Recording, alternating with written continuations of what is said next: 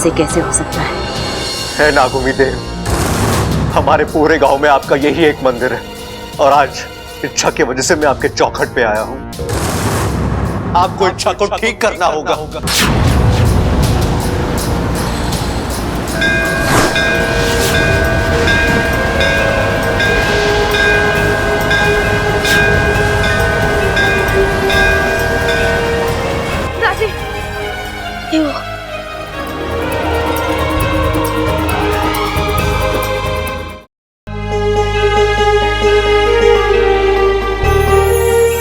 इच्छा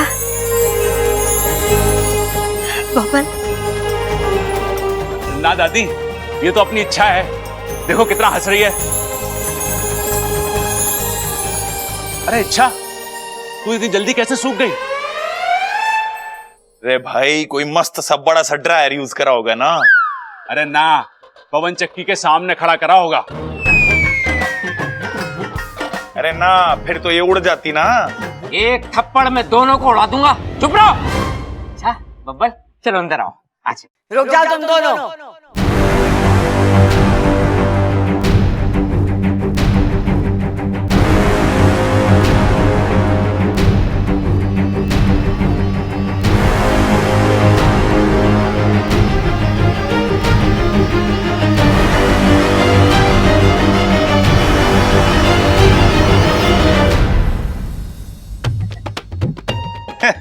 स्वागत है दादी, स्वागत है।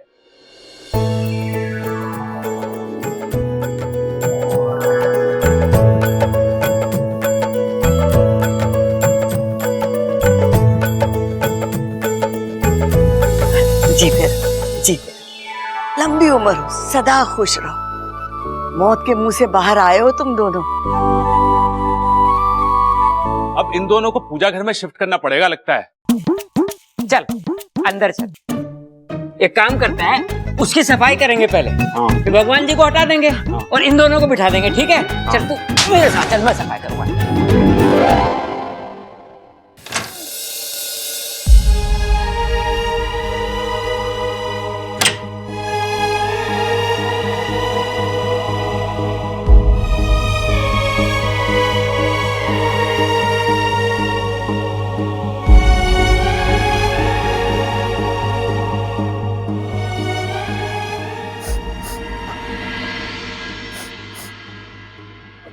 फाकू, तू रो क्यों रहा है? अच्छा तू ठीक तो है ना? फाकू, मैं तो बिल्कुल ठीक हूँ, सही सलामत तेरे सामने खड़ी हूँ। कौन कहता तुझे ये सब करने के लिए? जब देखो दूसरों के बारे में सोचना, जो करना दूसरों के लिए करना। अपनी कुछ चिंता है या नहीं तुझे?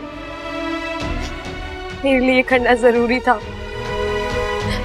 अमर जी की जिंदगी और तुम्हारी जिंदगी।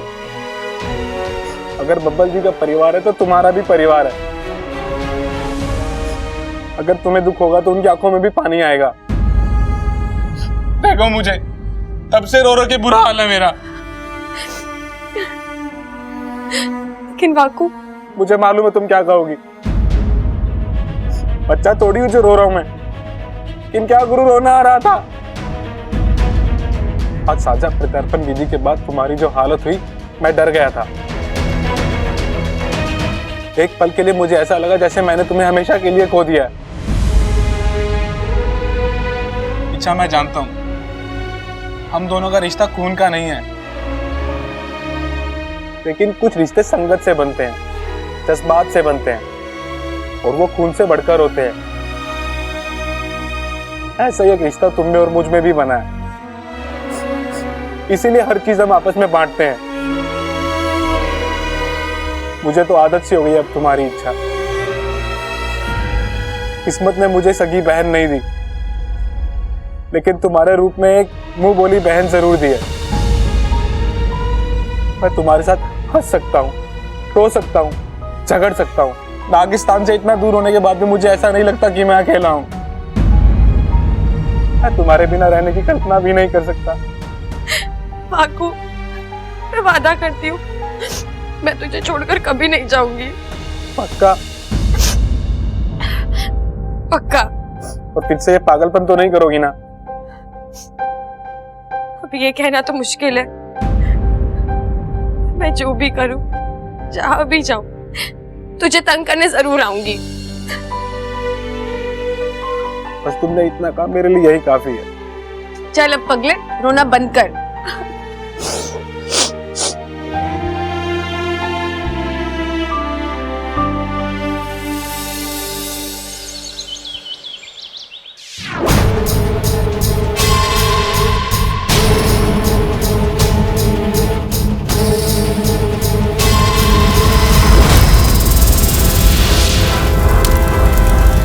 आग लगा देता है मेरा जहर, खाक कर देता है सब कुछ, तो फिर वो इंसान बचा कैसे?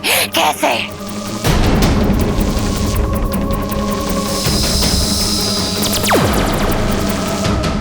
कसम जहर की आखिरी बूंद की, आपकी शक्ति जितनी पहले थी उतनी आज भी है। मुझे चापलूसी से सख्त नफरत है। झूठ बोलूं तो मेरे दांत टूट जाएं। दुनिया की एक रीत है, कोई भी रेखा तब छोटी दिखने लगती है जब उसके सामने कोई बड़ी रेखा तैयार हो जाती है। मतलब आपकी शक्ति कम नहीं हुई है। आपकी शक्ति से बड़ी एक और शक्ति है जो उस इंसान के आसपास है और उसकी रक्षा कर रही है। बात तो तू सही कह रहा है। कसम जहर की आखिरी बूंद की, बंदा गलत बात करता ही नहीं है।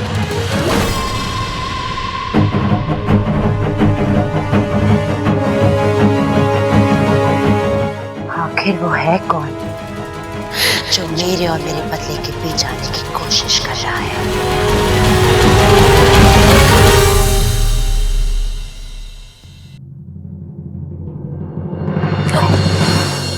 साथिया साथिया मेरे साथिया साथिया साथिया मेरे साथिया। अगर मेरे बस में होता तो मैं अभी आपकी फोटो खींच लेती। क्यों? बस ऐसे। नहीं बता मुझे, तो मेरी फोटो क्यों लेनी है? वो क्या है ना, कोई है जो हमारे लाख कहने पर भी शर्माने से मना कर रहे थे और आज वो खुद शर्मा रहे हैं। हट, मैं शर्मा नहीं रहा हूँ, वो तो बस सही। वो तो बस क्या? पता नहीं, अच्छा आज बहुत अजीब सा लग रहा है। ऐसा लग रहा है जैसे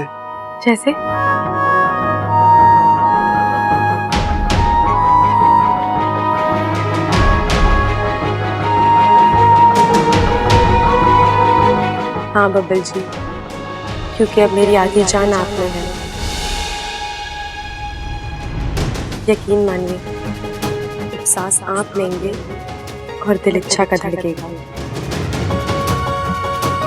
क्या क्या कहा तुमने? जान सांस? नहीं नहीं नहीं, मेरा मतलब है बब्बल जी, अब मुझे बहुत काम है, मैं चल रही हूँ।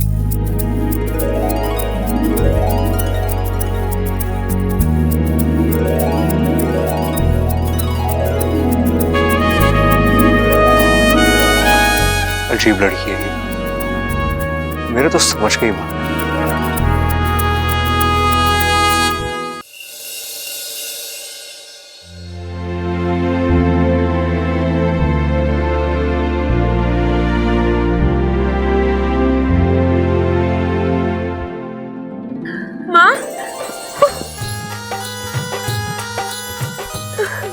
माँ भी अचानक? तुझसे मिले बिना रहा ही नहीं गया बेटा। मेरी बच्ची ने इतनी बड़ी परीक्षा पार की, तो उससे मिलकर उसे शाबाशी देना तो बनता है ना।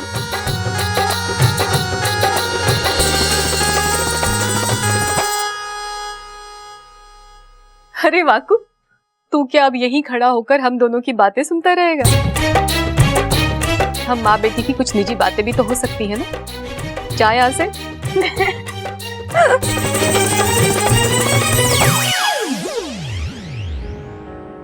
माँ, अच्छा किया जो आप यहाँ आ गई। मुझे आपकी बहुत याद आ रही थी। सच? क्यों माँ, आपको यकीन नहीं हो रहा? इच्छा तो जानती है, जान और दिल एक दूसरे से अलग होकर नहीं रह सकते बेटा। जहाँ जान होती है दिल भी वहीं होता है। माँ, इच्छा, मैं तेरी माँ हूँ, मैंने तुझे जन्म दिया है। तेरे आंखों की चमक का मतलब मुझसे बेहतर और कोई नहीं समझ सकता। इच्छा, तुझे समझना होगा बेटा, हम नाग हैं। हम इंसान को अपनी जान देकर उस पर एहसान तो कर सकते हैं, पर अपना दिल देकर उनसे प्यार नहीं कर सकते। माँ मैं जानती हूँ, लेकिन बेटा लेकिन की तो यहाँ कोई गुंजाइश ही नहीं है। तुझे अपनी भावनाओं को रोकना होगा, अब्बा से अलग होना होगा तुझे।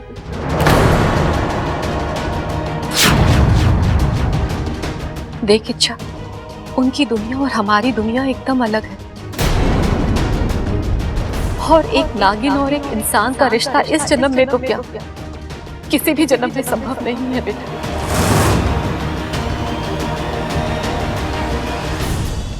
तुम अपनी भावनाओं को यहीं पर रोक लो, क्योंकि इस रास्ते पर तू जितना आगे जाएगी ना, वापस लौटने में तुझे उतनी ही ज्यादा तकलीफ होगी। इच्छा, मेरी बात मान जा बेटा, तेरे भले के लिए ही कह रही हूँ।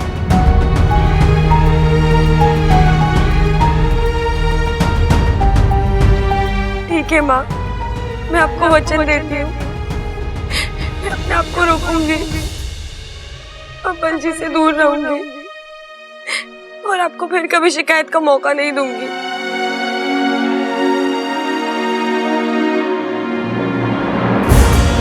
रो ले मेरी बच्ची, अपनी भावनाओं को अपने आंसुओं के साथ बह जाने दे। इसमें हम सबकी भलाई है।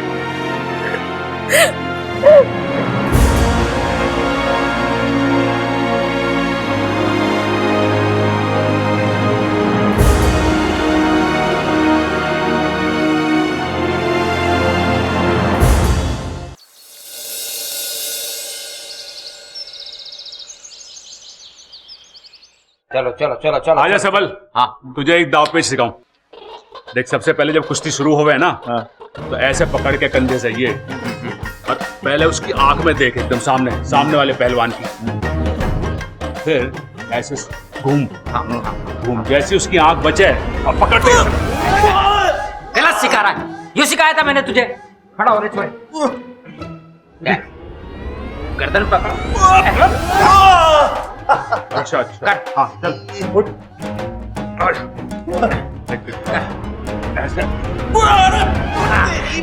अरे पिताजी, 2-3 दाव मुझे भी लगाने दो, वरना ऐसा ना हो कि मैं मार खाता रह जाऊं और पटक ना आवे मुझे। बैठ बैठ बैठ। भाई ऐसा है, खड़क सिंह के अखाड़े में कुश्ती करने से कोई खड़क सिंह नहीं बन सकता।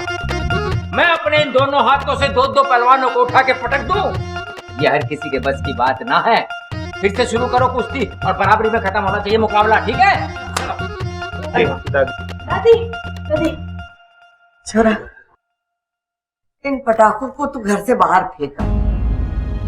देखा ना कितना बड़ा हादसा हो गया था इनकी वजह से। आज के बाद कोई भी पटाखा ना चलावेगा इस घर में। जी दादी। थैंक यू दादी, अब आपके इस फैसले से ना जानवर और पंछी भी खुश हो जाएंगे।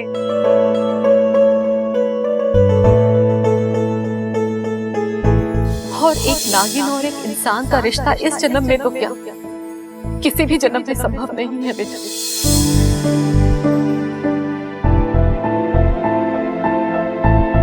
कौशल्या जी, नमस्ते नमस्ते अरे नमस्ते नमस्ते पंडित जी, आज सुबह सुबह कैसे आना हुआ? खड़क, मैंने इन्हें बुलाया था घर में गृह शांति की पूजा करने के लिए। पंडित जी देख के बताइए ना, कौन सा शुभ मुहूर्त है पूजा के लिए?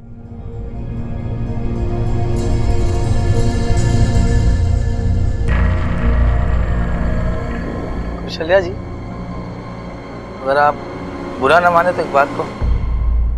नहीं पंडित जी, कहिए। देखिए, मुझे आपके घर के गृह कुछ अच्छे नहीं लगे।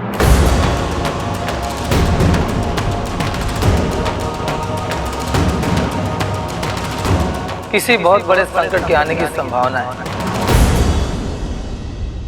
अरे नहीं नहीं पंडित जी, वो पड़ोस वाली संभावना को पूजा में ना बुलाएंगे, बड़ी नक चढ़ी है। अरे हाँ पंडित जी, हम दोनों स्मार्ट लोंडो को बेवकूफ कह रही थी वो। शैल्या जी, फिलहाल आपके घर पे बुराई का घनघोर छाया है।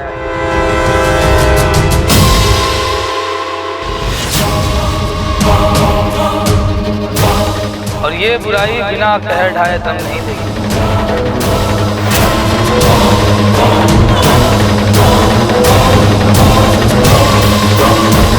देखिए, मेरा काम था आपको चेतावनी देना, मैंने वो कर दिया। बाकी का काम आपको बाद में बता दूं। या मिल नमस्ते नमस्ते।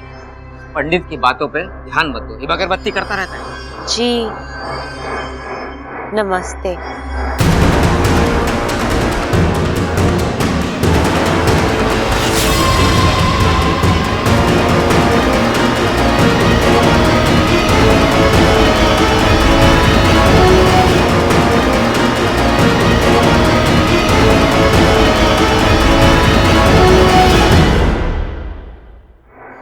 माफ करना छोरी। अरे माँ, माफी क्यों मांग रही है? तुझसे छोटी है वो। मैंने तुझे पहचाना नहीं। दादी, लगता तेरी याददाश्त भी जा रही है। तेरे लिए भी एक लाल किताब मंगवा दूं? साथ में एक टेप भी मंगा लेना। कैसी बातें कर रही है दादी। तेरे लिए तो बिल्कुल नई लाल किताब मंगवाऊंगा, फटी पुरानी थोड़ी मंगवाऊंगा जिसे चिपकाने के लिए टेप वेप लगाना पड़े ना। टेप से तेरा मुंह चिपकाऊंगी। माफ करना छोरी, कहाँ से आई है तू? जी मेरा नाम अमृता है।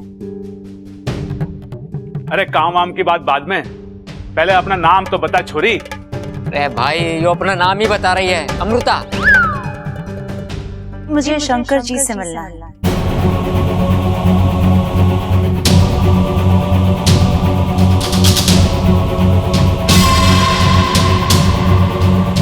शंकर?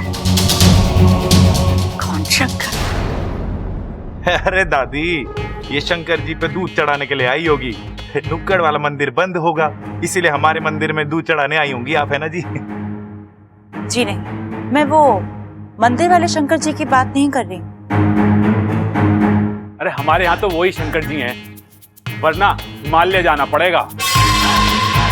एक काम कर, तू इसको अपने साथ लेके चला जा, आराम से घुमाना और दर्शन करवा देना, ठीक है? ठीक है पिताजी।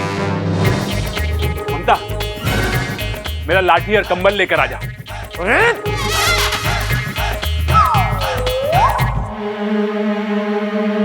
छोरी, तो किस शंकर की बात कर रही है? जी वो कौशल्या देवी के बेटे, उनकी।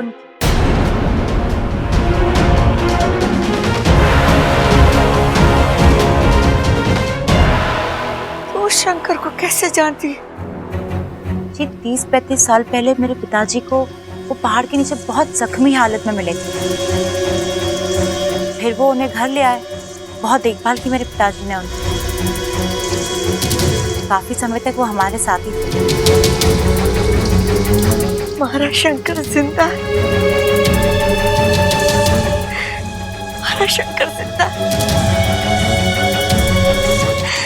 हे भगवान, तूने इस दुखियारी माँ की सुन ली। माँ, भैया जिंदा है, भैया जिंदा है।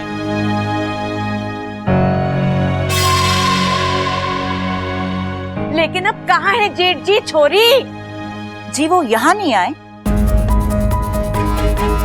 2-3 साल पहले तो यही बोल के निकले थे कि वो अपने घर जा रहे हैं। मुझे लगा यहीं आए होंगे। छोरी, शंकर तो यहाँ ना है। लेकिन दादी अच्छा है, उनकी सलामती की खबर तो आ गई। अब शंकर ताऊजी भी जल्दी आ जाएंगे। जी याद आया, वो ये बोल के निकले थे कि वो घर आने से पहले कोई काम निपटा के ही घर आएंगे। हो सकता है कि वो काम करने गए हों। कैसा काम? जी वो तो उन्होंने मुझे नहीं बताया।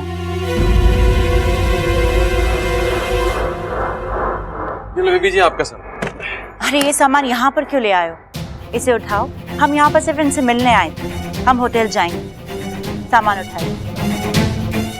अरे तू कहाँ जा रही है छोरी? जी बस पास के होटल में रहने जा रही हूँ। ये आई हूँ कुछ दिनों के लिए, फिल्म बना रही हूँ पहलवानों के ऊपर।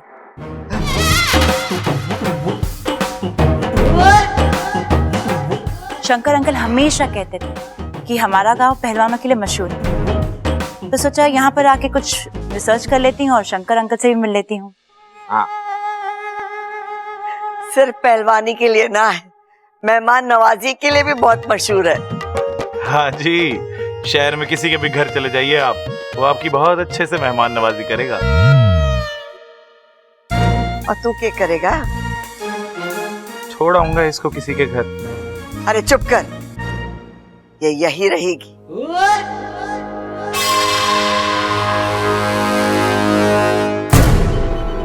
ये नहीं जानते कि इनको ये मेहमान नवाजी कितनी महंगी पड़ी।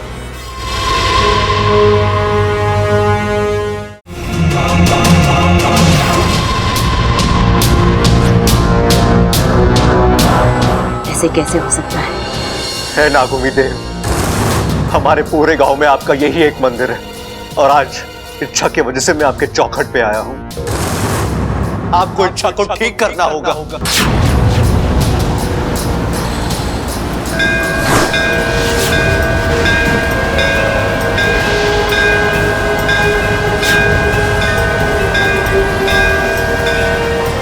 राजी, क्यों?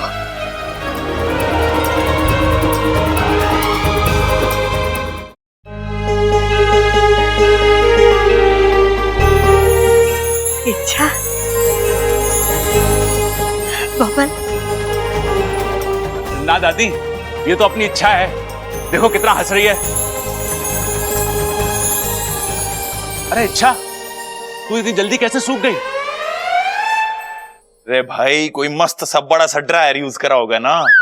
अरे ना, पवन चक्की के सामने खड़ा करा होगा।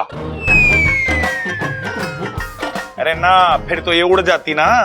एक थप्पड़ में दोनों को उड़ा दूंगा। चुप रहो। अच्छा बब्बल, चलो अंदर आओ। आज रुक जाओ तुम दोनों।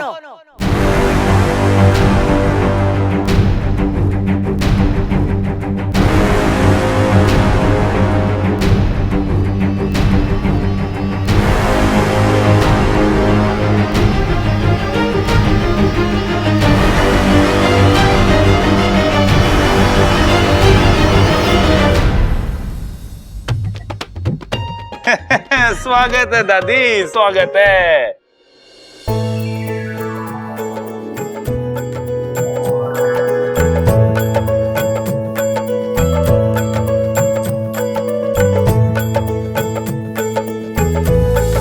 जी फिर लंबी उम्र हो, सदा खुश रहो। मौत के मुंह से बाहर आए हो तुम दोनों। अब इन दोनों को पूजा घर में शिफ्ट करना पड़ेगा लगता है। तुझे समझना होगा बेटा, हम नाग हैं और एक नागिन और एक इंसान का रिश्ता इस जन्म में तो क्या किसी भी जन्म में संभव नहीं है बेटा। बब्बन से अलग होना होगा बेटा। जी नमस्ते।